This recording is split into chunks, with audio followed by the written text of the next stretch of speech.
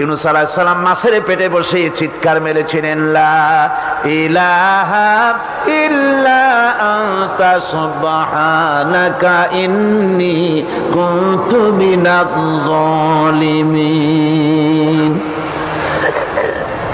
তিনি বলছিলেন, আয় আল্লাহ তাআলা, আমি তোমার প্রশংসা করছি, তুমি ছাড়া উপাস্য নাই, মাবুদ নাই।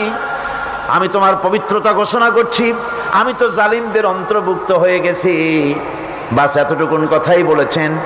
আল্লাহ পাক বলছেন, ইউনূসের ডাক তো কেউ শোনে নাই, পানির মধ্যে কেউ শোনে নাই, জমিনের কেউ শোনে নাই, মহাশূন্যের কেউ শোনে নাই, কিন্তু মাছের পেটের ভেতরে থেকে গভীর অতল দরিয়ার তলদেশ থেকে মাছের পেটের ভিতরে বসে আমার ইউনূস যে ডাক দিল, ওই ডাক আমি আরশের মালিক আমি শুনতে পেয়েছি, আর সঙ্গে সঙ্গে জবাব দিয়েছি, ফাস্তাজাবনা লাহু ওয়া নাজ্জাইনাহু মিনাল গাম্মি ওয়া কাযালিকা নুজিল মুমিনিন।